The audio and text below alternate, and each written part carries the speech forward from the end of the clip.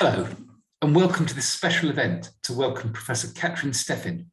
This chair from the German Academic Exchange Service was enabled through generous support from the German government's Department for Academic Affairs and with matching support from the University of Sussex. We are extremely grateful to the German government, and we are honoured and delighted to have His Excellency Ambassador Andreas Michaelis with us here this evening. Professor Steffen's appointment is of particular significance to us, as it was the commitment from the German government that acted as the catalyst that enabled us to launch the Weidenfeld Institute of Jewish Studies, which built upon the successes of the long-standing Centre for German Jewish Studies. The Institute of Jewish Studies was established in honour of Lord Weidenfeld, with a vision aiming as an agent of change through education, outreach and research. The Weidenfeld Institute seeks to make the historical Jewish experience relevant to major issues of our day, such as the growing rise of religious intolerance, racism, and nationalism. This ambition has never been more important. At a time when anti-Semitism, racism, and the marginalisation of minorities are on the rise, not just in the UK, but across the rest of Europe and the world, the vision of the Weidenfeld Institute takes on a new significance and particular relevance. At the University of Sussex, we are proud of their important work and immensely grateful to the DAAD and the German government and our many supporters, who include the Austrian government, foundations and individuals whose generosity and commitment to our vision enables us to continue to be an incubator of new ideas in this important field. Professor Katrin Steffen is an historian specialising in modern European history, with a special focus on the history of East Central and Eastern Europe and on Jewish history and culture. She completed her PhD in 2002 from the Free University in Berlin on the topic of German Polishness, and she finished her habilitation in 2019 at the Martin Luther University in Halle-Wittenberg. She has taught at universities in Germany and Poland and was a visiting professor in Paris in 2017. Before moving to Sussex, Katrin was a member of the faculty at the Nordost Institute in Leuenberg. She has published widely on the history of Jews in Europe before, during and after the Holocaust, on memory, on forced migrations, and on the transnational history of science, expert cultures, and the circulation of knowledge. Her double biography on the transnational lives of Jan Sokralski and Ludwig Hersfeld will be published this year. We are genuinely delighted to welcome Katrin to Sussex. It is now my great pleasure and my honour to hand over to His Excellency, the Ambassador, who will now say a few words. Thank you very much.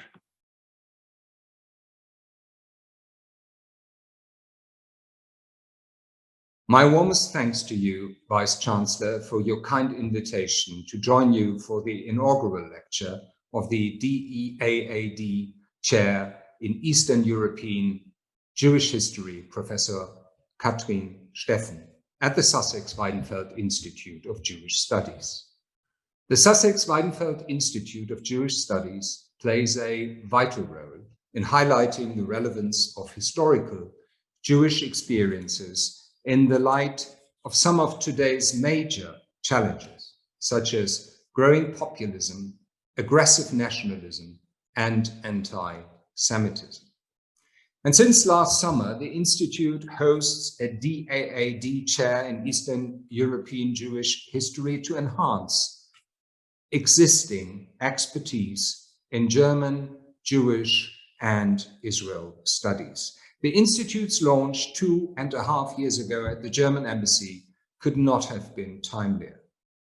In an ever more complex world, we need experts at research centers like the Weidenfeld Institute to help us navigate our way through a time when the lines between fact and fiction are increasingly blurred or even eradicated altogether. Today, Holocaust denial is again gaining traction, fanning the flames of hatred and allowing anti-Semitism to inch towards the mainstream. As former German ambassador to Israel, I know only too well what this entails. A short while ago, we had to witness brazen outbursts of Holocaust distortion and denial at demonstrations against COVID-19. While important memorials and educational centers remained closed due to the pandemic.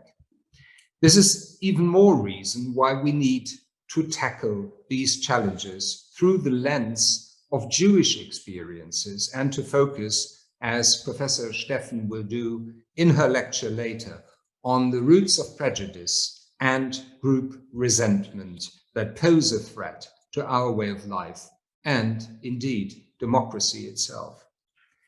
Over the last year, social networks have further evolved as catalysts for radical agitation and conspiracy theories about the COVID-19 pandemic and its political and social consequences.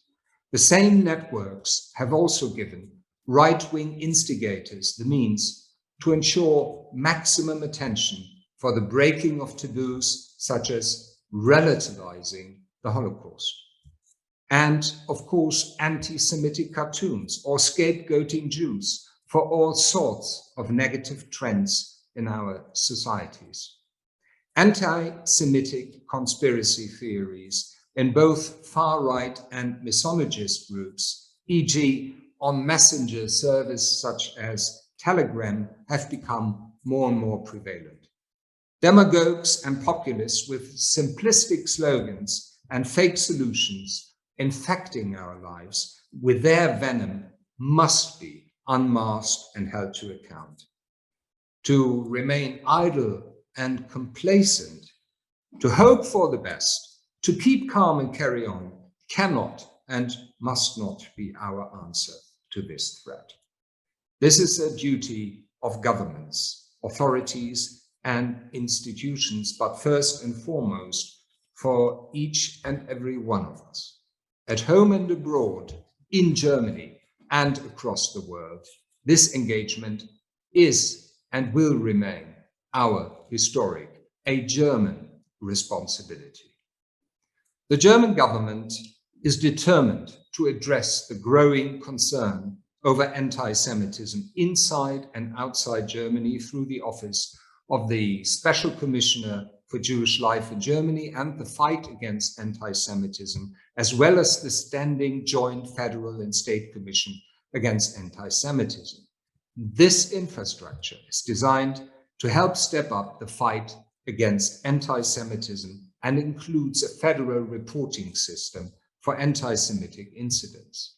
Holocaust education and research into the Holocaust will, of course, continue to be a top priority. To conclude, I would like to extend my heartfelt thanks to everybody who made the creation of the Sussex Weidenfeld Institute of Jewish Studies, the DAAD Chair in Eastern European Jewish History, and tonight's lecture possible. I'm grateful for being part of the Weidenfeld Institute's journey and look forward to Professor Steffen's lecture, Fatal Alliances on the Entanglement of Anti-Semitic and Anti-Feminist Dynamics of Exclusion. Allow me to now hand over to Ruth Krall, the director of the DAAD London branch. Thank you.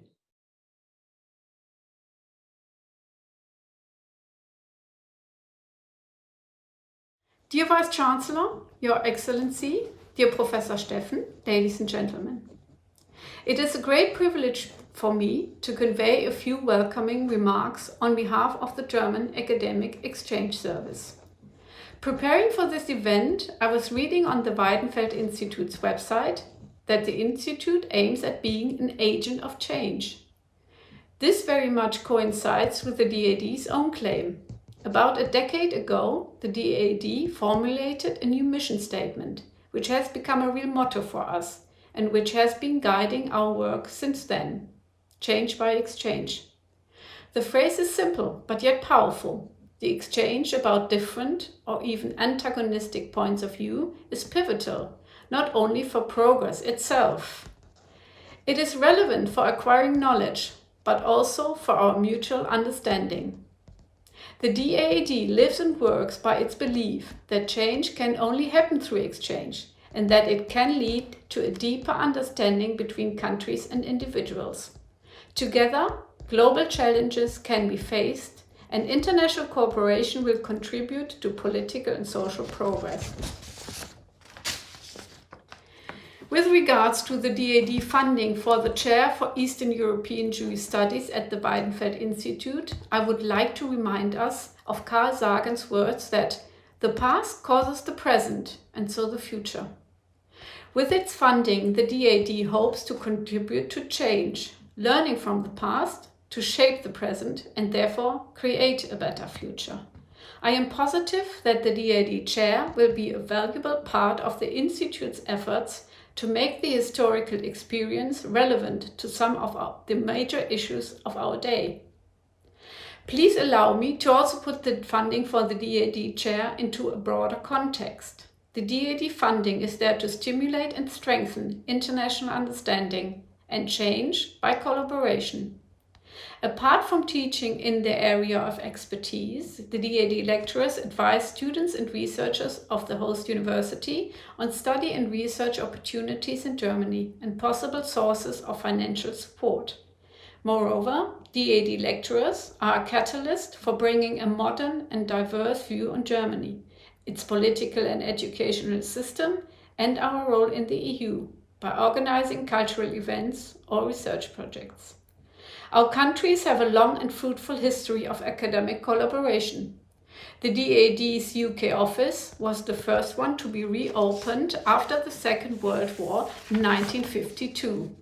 And since the start of the program in the mid-60s, the DAAD lecturers have contributed to the internationalization of their respective host universities and helped its many students and researchers to take up studies and research activities in Germany. We hope that we will be able to keep up these long-standing academic ties between our higher education institutions, even if Brexit has given both sides a lot of challenges to tackle. So the occasion of Professor Steffen's inaugural lecture is also a very good opportunity for me to thank the University of Sussex for the excellent cooperation over the past years. And of course, we will surely not let the occasion pass without thanking the German Foreign Office, represented here by Ambassador Michaelis, for providing the DAAD with the funds, not only for the DAAD chair at the University of Sussex, but for numerous other activities here in the UK. Now I'm looking forward, together with you, to listen to Professor Steffen lecture. Thank you for your attention.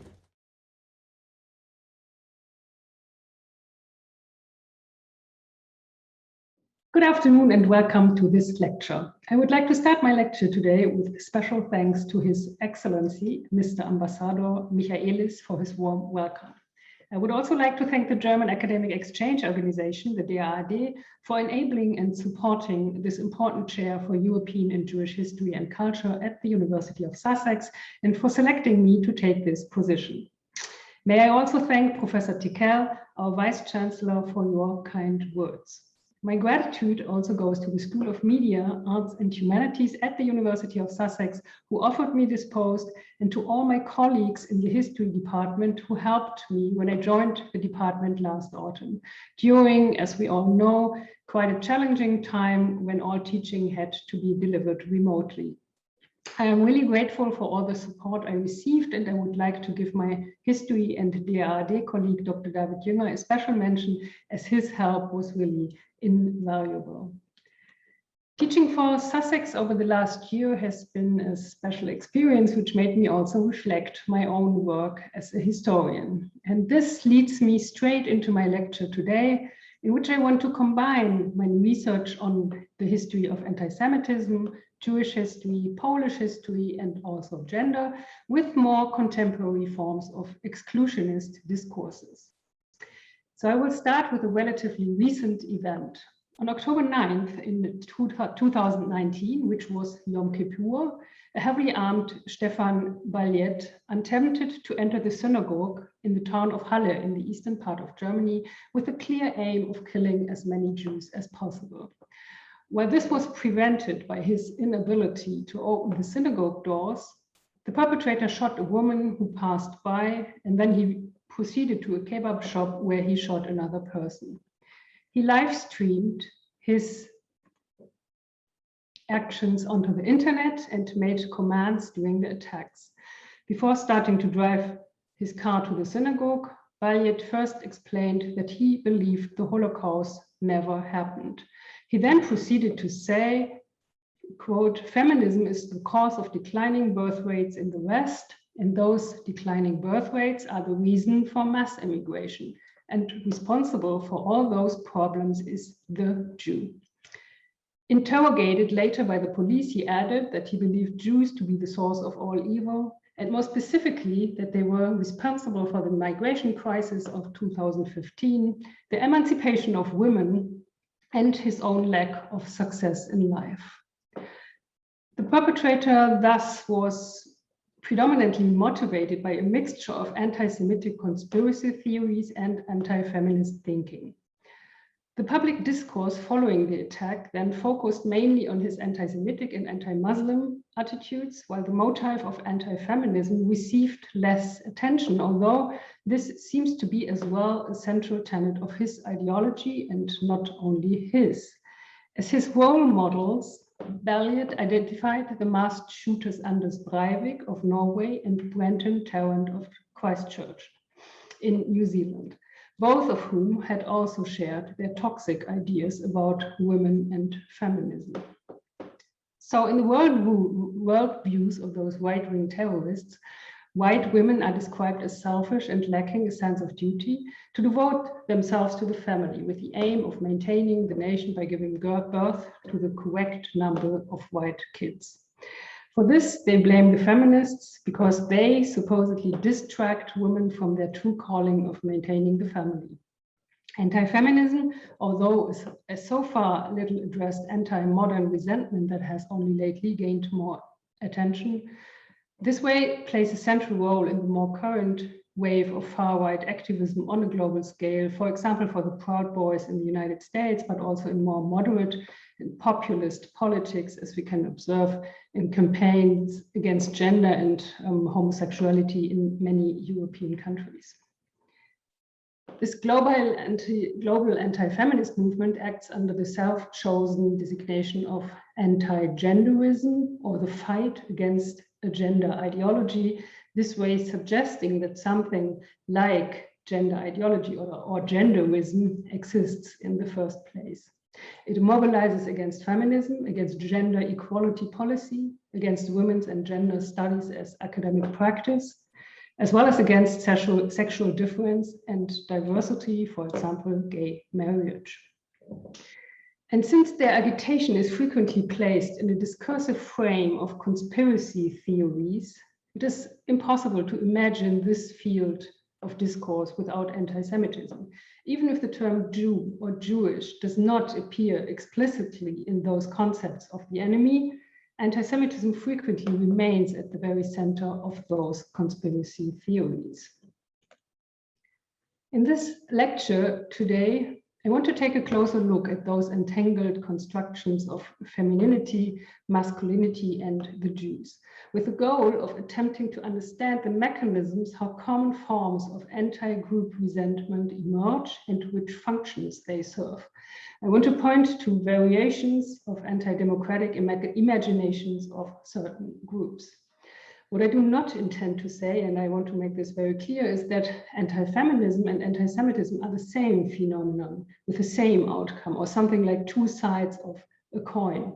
This is not the case, because anti-Semitism was the central driving force that led to the Holocaust, that in its scope, diligence, and modernity appears unprecedented in history. But I think that we as historians should take a careful look at the parallels and intersections with other targeted groups to be able to comprehend the singularities of anti-Semitism with more clarity. So, and this might also add to our understanding of the heterogeneity of anti-Semitism. I will now first look at the historical preconditions for this entanglement of othering found in anti-Semitic prejudice and in anti-feminist thought in a comparative approach, taking events and processes during the 19th and 20th century in Germany and Poland as examples. It was this time period that this destructive nexus emerged and intensified, especially after the First World War. In the second step, I will discuss how this nexus can be identified in contemporary processes and movements in which a modernized form of anti-feminism, the previously mentioned anti-gender movement, is entangled with anti-Semitic conspiracy, sometimes with the clear aim of covering up anti-Semitism in a supposedly apolitical discourse on sanity, children, and the family. To conclude, I would like to ask if anti-Semitism and gender are both, in the words of Joan Scott, a primary way of signifying power, a way that we as historians should analyze more closely exactly in its entanglement. So historically, both modern anti-Semitism and modern anti-feminism emerged during the 19th century. They emerged as resentment specifically directed against the egalitarian promises of a liberal and pluralistic modernity. Emancipation movements aimed at the achievements of equal rights for the Jewish population, as well as at equal rights and political participation of women. While traditional relations in society broke up and people were emancipated from them, often in an ambivalent and incomplete way, contradictory social processes emerged. Anti-Semitism and anti-feminism represented reactions to those processes. So it is quite difficult to define anti-Semitism precisely because anti-Semitism is, compared to nationalism, feminism, or racism, somewhat under-theorized. But anti-Semitism always means the practice of violence in word and action directed at Jews and its justification. Modern anti-Semitism, as the historian Shulamit Volkov stated, is a hatred of Jews raised to a symbol.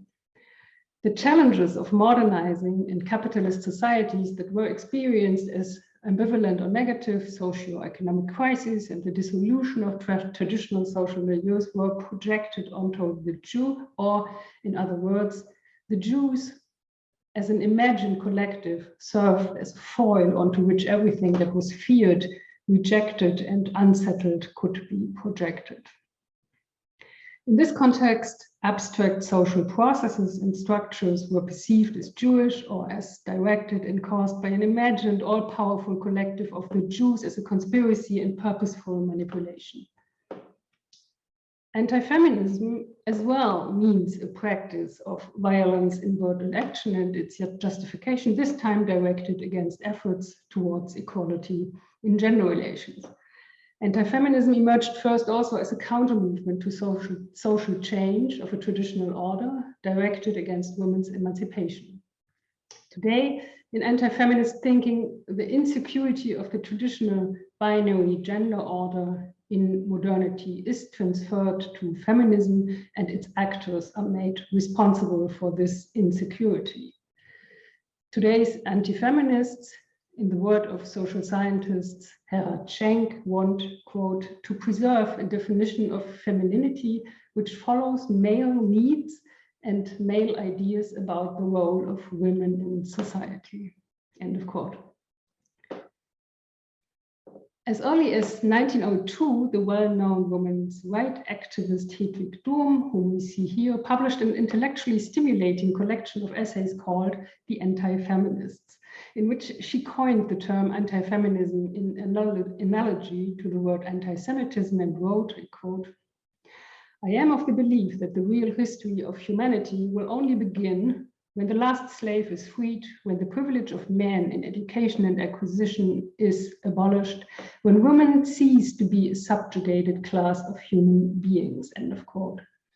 For her, slavery, anti-Semitism, and the oppression of women were ultimately expressions of the same principle. the principle of the devaluation of others, which functions by constructing others as such and thus, in a certain sense, constituting them in the first place. Dohm had recognized that in this process of othering, women as well as Jews, who were both seen as belonging to supposedly clear and scientifically definable collective structures, had started to function as codes that served to make these groups responsible for the unease about the development of modern capitalist society. Anti-feminism and anti-Semitism, and often also accompanied by anti-Slavism, in the German Empire thereby were, to quote Ute Planert, quote, not only ideologically related to each other, but also closely intertwined organizationally at the level of spokespersons and supporting groups, end of quote. So often actors who professed hostility towards Jews also professed anti-feminism and vice versa. For example, we see here the well-known Prussian historian Heinrich von Treitschke is not only famous for his saying from 1879, "The Jews are our misfortune," which later became the slogan of the National Socialist journal Der Stürmer, but also for his belief that the authorities are male. This sentence goes without saying. Women must therefore be barred from any real activity of authority. Treitschke, who described Jews as a foreign element in German life and zealously opposed German-Jewish mixed culture, at the same time exposed himself as a rigid fighter against the unfortunate idea of the emancipation of women. The proclamations of the so-called German Alliance to Combat Women's Emancipation that was founded in 1912 sounded somewhat similar and became an organizational crystallization point for the anti-feminist movement. And the founding of this alliance can be traced back to actors of the so-called Alldeutscher Verband, the Pan-German League, where national conservatives and völkisch-minded people came together. So it comes as no surprise that the alliance again and again enriched its protest against the so-called temptations of the women's movement with anti-Semitic slogans. With its motto, "True masculinity for men, true femininity for women," the alliance thereby was also able to appeal to a female audience. How feelings of hatred against Jews and women could mutually reinforce each other can be seen most vividly in Otto Weiniger's work and in his well-known book entitled Geschlecht and Character, Sex and Character, published in the year 1903. He drew many parallels between the woman and the Jew and identified their lack of spirit, personality, or also their greater family orientation. The equation of being Jewish and being a woman resembled the anti-Semitic propaganda of the 1890s, in which Jews were described as feminine, as timid, cowardly, vain, and sensual, or simply lacking any sign of real masculinity. In denying Jews masculine characteristics and giving them feminine traits, their collective devaluation was reinforced. In this way, analogies were implicitly and explicitly constructed between groups that were equally outsiders to the bourgeois social order. Here, however, an important historical difference between the two resentments during this formation period becomes apparent.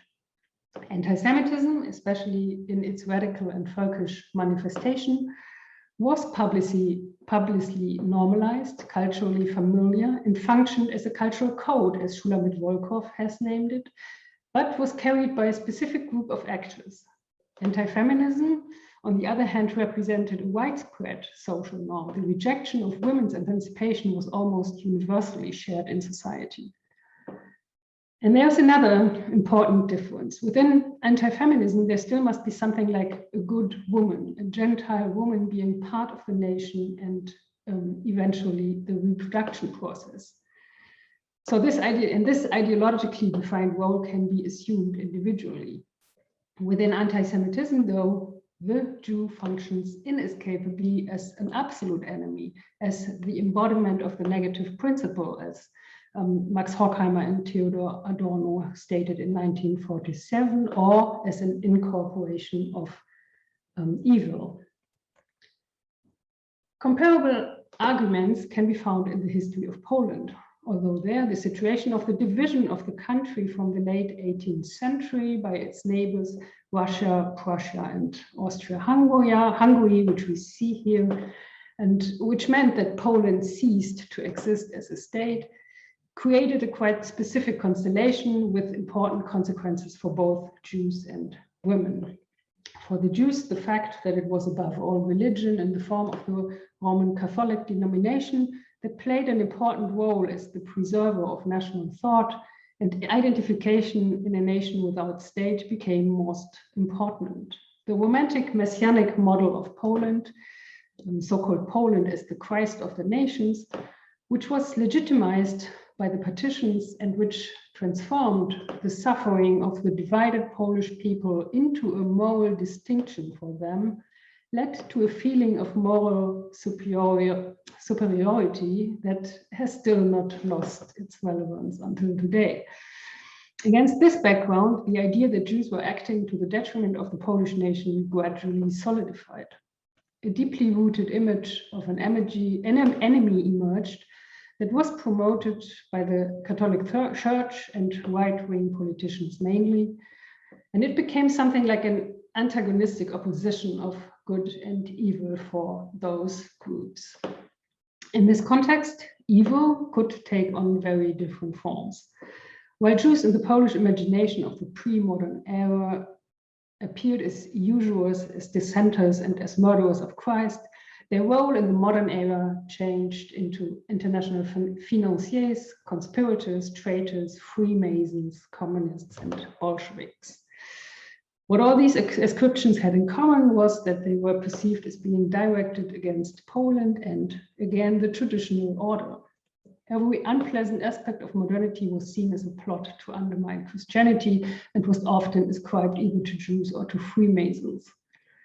In this context, the source of the women's emancipation movement was also seen as being in the Masonic lodges. It was perceived as, quote, having as its goal the separation of women from the household hearth and the establishment of illusory equal rights with men in the name of individualism, end of quote, as Journal Przegląd Katolicki, the Catholic Review, stated in 1879. Women's emancipation was further identified with immorality, the erosion of family bonds, and demoralization.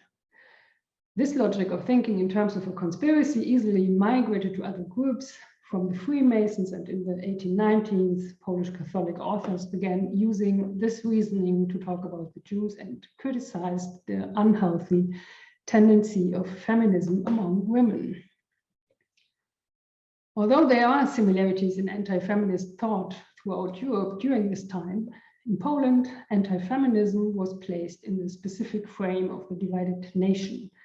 If the Catholic denomination was one preserver of the nation, certainly women and especially mothers were seen as another one, and a symbiotic entanglement between motherhood and Polishness emerged.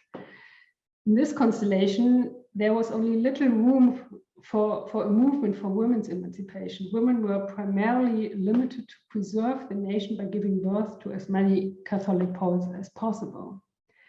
The private sphere of the family therefore became deeply intertwined with the national and political sphere. In this way, motherhood became eminently political itself, and it was assumed that men and women had to fight together, not against each other, together against the common enemy of the partition powers. And in this way, the place and the importance of women in the family was actually strengthened. But this also meant that emancipation of women could always be interpreted as treason of the fatherland, and emancipation was indeed placed in this context. When in the year 1918, following the First World War, a new era for the Polish nation began and the fight against the common enemy was basically over, one might imagine a changed situation emerging in which granting full rights to women and national minorities could have moved a step forward. And in Poland, immediately after independence was granted, women's suffrage and minorities were formally enabled to live as equal citizens in the new national state. And yeah, they were also like hoping on real emancipation now, both groups. The country then had a difficult task to fulfill, namely the contentious transformation of the lands which formerly had been partitioned between Russia, Austria-Hungary, and Russia into the Polish nation state. This meant to integrate three different systems of law, of infrastructure, and society that was coined by quite different experiences. And Poland, because of its new borders, during this time by no means constituted a nation state, but with 30% national minorities, rather a nationalizing state. Nevertheless, the principle of the nation state, the conquest of the state by the nation, in the words of Hannah Arendt, gained more and more influence in the period from 1918 to 1939. Jews were regarded from a non-Jewish perspective as elements that disrupted this principle. Especially during the times of crisis after 1918, an increase in anti-Semitism can be observed in Germany as well as in Poland and also elsewhere on the European continent. And yeah, anti-Semitism also in the 1930s in Poland intensified immensely, albeit on a different scale than in Germany from 1933 onwards, since it never became state-led policy there, which is of course an important difference. Nevertheless, in the described context, Poland during the period between 1918 and 1939 constituted something like a laboratory for experiments in modern life. And this also meant that gender relations and the relation between the state and the minorities became subject of manifold reform debates. Gender norms, emancipation, question of health, eugenics, birth control, sexuality, and a new marriage law, debates on those topics now took place due to the partitions some 30 years later than in Western Europe. For our topic today, the discussion about a new marriage law seems to be particularly instructive. As I stated earlier, legal regulations coming from the three partition powers had to be harmonized in the new state, a process that in many fields was so complicated that it wasn't finalized until 1939. For this purpose, a codification commission was installed, and this commission came up with the proposal of a new marriage law. It foresaw a laicization and secularization of marriage. For the first time in Polish history, a civil marriage was planned in order to enable interconfessional marriage in which the respective partners could keep their own religion. This was the fundamental plan to redesign the relation between the state and its citizens, this time without the intermediary of the church. On the other hand, the planned law was far from being radical. For example, men were still granted the power of decision-making in the marriage. In the argumentation of the critics of the law, now we find quite a telling mixture of anti-feminist, anti-modernist, and anti-Semitic thinking. The critics objected above all to the construction of a public sphere in which all citizens were to have equal rights. As said before, the role of women was perceived in Poland as a rather passive one, as guardians of Polishness. Therefore, a new marriage law was seen by critics as a desecration of the Polish nation, because there was now to be a legal space in which minorities were granted equal rights. The prospective law then contained the possibility of divorce, a cautiously considered possibility of birth regulation, as well as legal equality for the wife.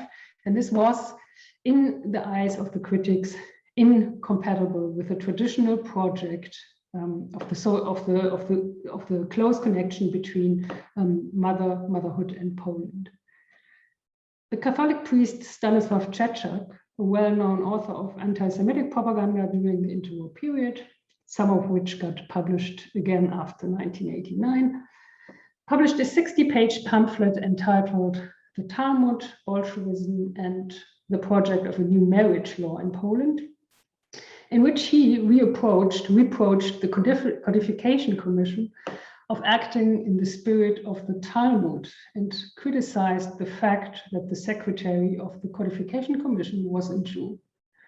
Čeček then implied that there was a grave potential danger from permitting divorce, because then Polish marriages would tend to remain childless, whereas the naturally higher birth rate among Jews would lead to a constellation in which Jews would soon be the majority in Poland. And then in this line of argumentation, Bolshevism would prevail in Poland. In a similar way, many reform projects in Poland during the interwar period in the field of gender, such as the regulation of prostitution, birth control, and sex education, were associately linked with Jews as bearers of all immorality and eventually also diseases. In this overall constellation, Polish Catholic women were further treated predominantly as a gene pool of the nation and guarantors of a narrowly Polish defined culture and tradition. We can find some similar line of argumentations in the Weimar Republic in Germany, where Jewish women became not only the veritable incarnation of the femme fatale, but as Stefanie Schüler-Springorum observed, I quote, "Feminized men and sexually potent women now represented a threatening gender confusion, but even more the symbolic moral degradation of the nation, which had to be countered and overcome at any cost." Again, this attack was directed against both emancipated women and Jews, but it was the latter, both men and women, who represented this threat most coherently and capaciously, while Gentile women, albeit in a more subtle way, obviously had to remain part of the national project, end of quote. Just like in Poland and elsewhere during the 1930s and 1940s, the deterioration of morals and decency was depicted as female and as Jewish.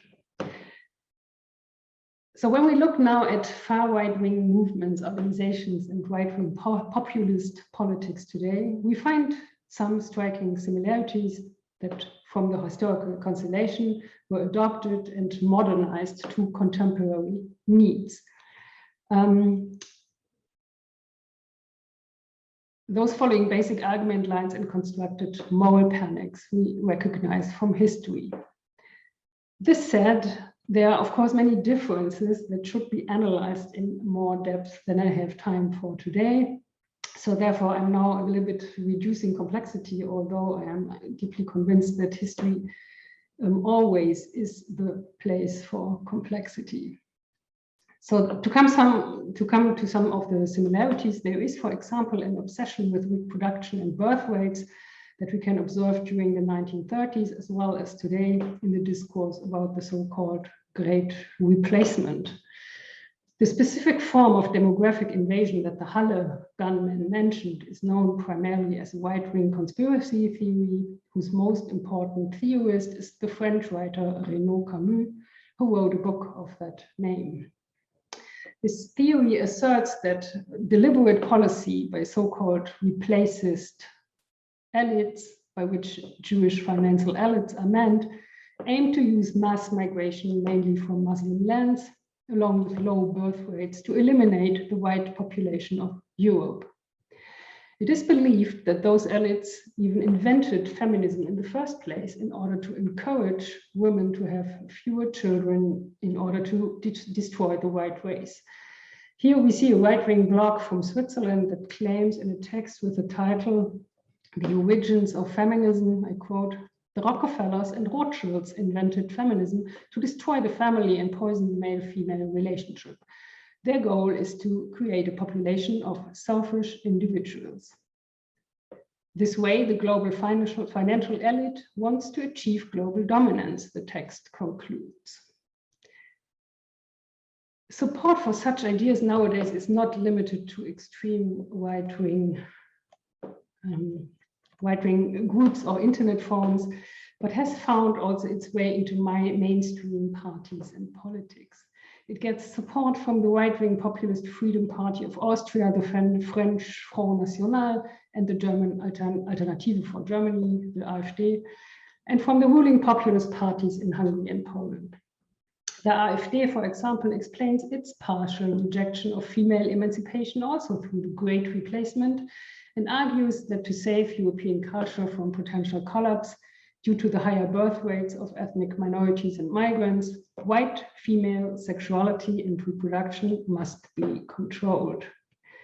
During the election campaign of 2017, the party translated this into a poster that shows the image of a white pregnant woman, and the caption reads, Neue Deutsche machen wir selber, translating to New Germans will make them ourselves. So Hungary's Prime Minister Viktor Orban counts as a supporter of the Great Replacement theory, as in 2019 at an international summit on demography in Budapest, he stated that, I quote, if Europe is not going to be populated by Europeans in the future, and we take this as given, then we are speaking about an exchange of populations to replace the population of Europeans with others.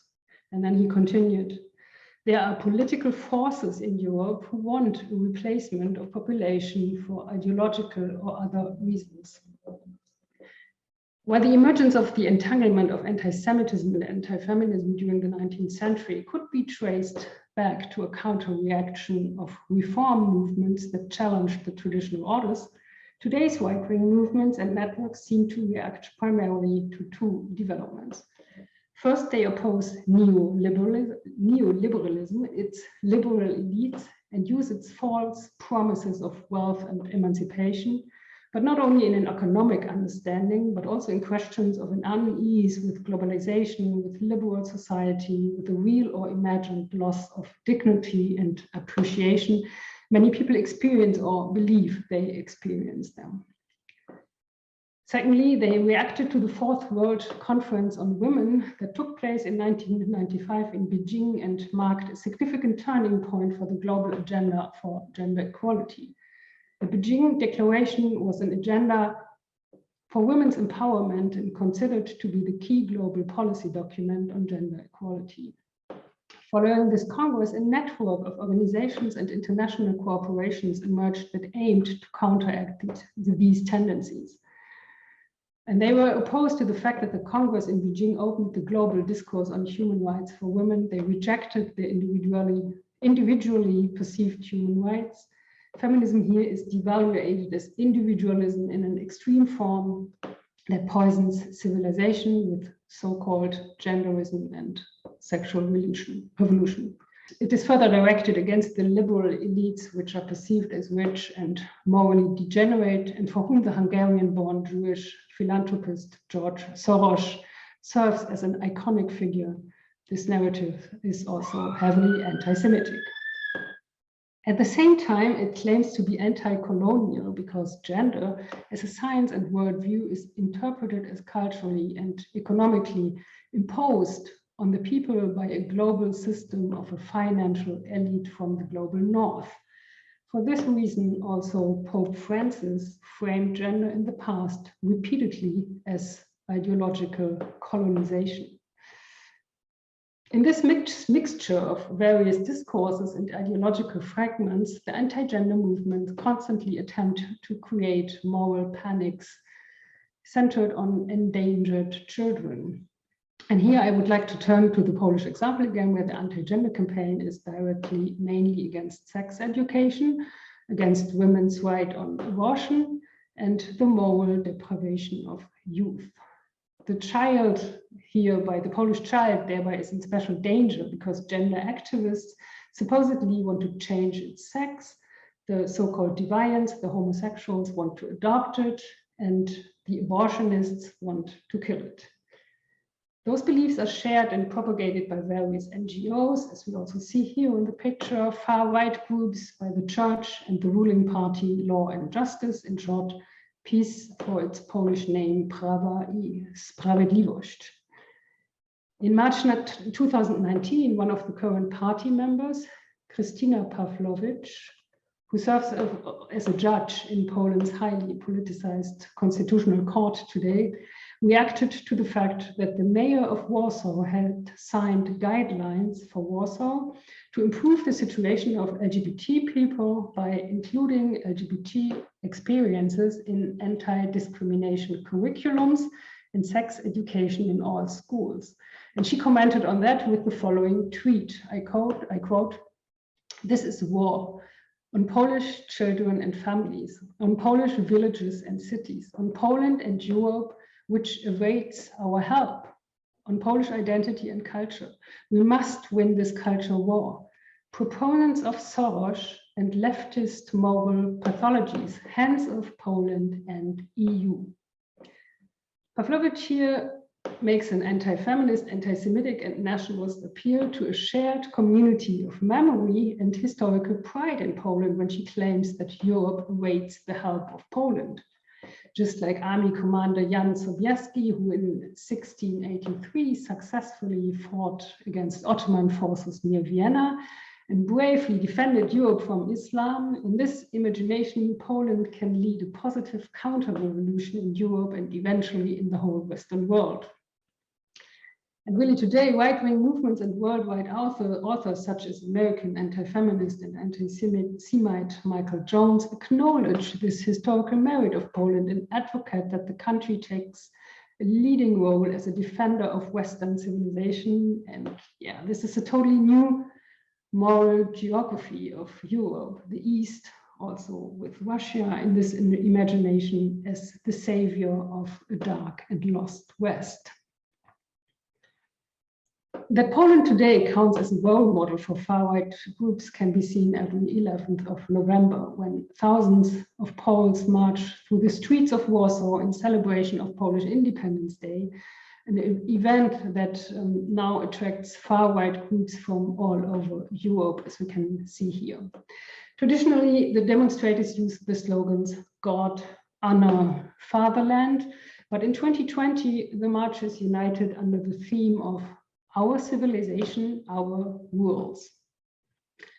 This slogan, according to Szymon Jerzewski and Ewa Białogłowska, analysis conveys a clear message. We, the Polish patriots, will defend our traditional values from any form of otherness, threatening the Polish Catholic identity that unites us. The poster on the left side here that was printed to advertise the march sets a discursive space in which the threatening other, in form of the broken rainbow red star, becomes constituted and fixed as the opposition to our civilization. While the rainbow for the marginalized groups symbolizes pride and liberation, in this context and in a discursive frame of Catholic conservatism and pureness, which can be even seen better on the poster on the right side, it comes to represent a deviation from moral standards and an existential threat to traditional family values. Traditional gender relations function here as determinants of national culture and of national sovereignty, while at the same time the other's claim for citizenship is delegitimized. The message behind this is that homosexuals are not part of the nation. And this interpretation, as was shown, is not new, but applied also to Jews and emancipated women during various phases of history. And since here the rainbow star is conceptualized as a red star, the right draws also comparisons between communism and the fight for LGBT rights in Poland. And this is not, again, this is not something only far-right groups argue with. This is something that Polish President Andrzej Duda also put into words when he, in June 2020, called the promotion of LGBT rights an ideology more destructive than communism. He said his parents' generation had struggled against communist ideology for 40 years, and quote, they didn't fight for this so that a new ideology would appear that is even more destructive, end of quote.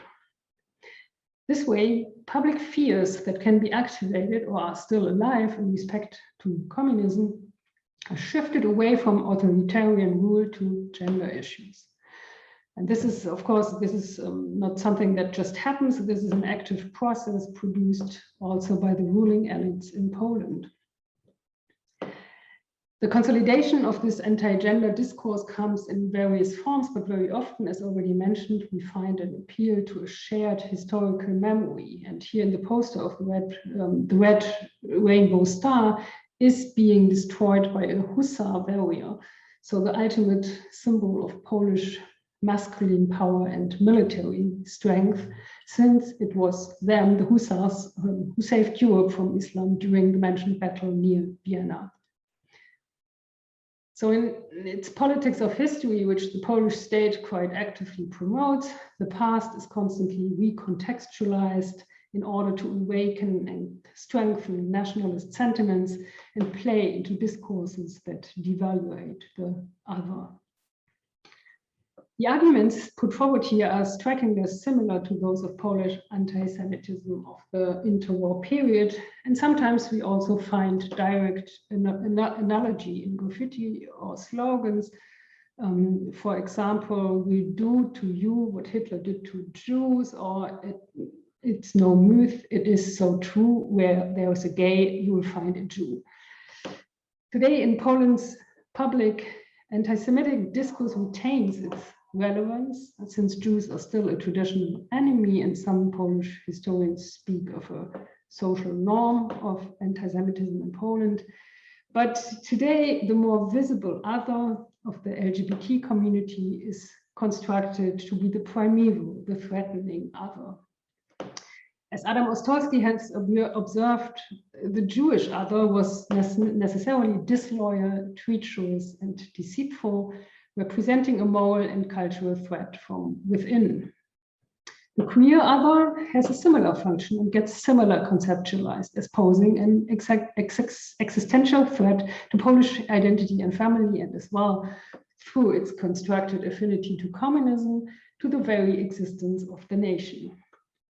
This happens today in the frame of post-modern identity politics and imagined and declared cultural wars.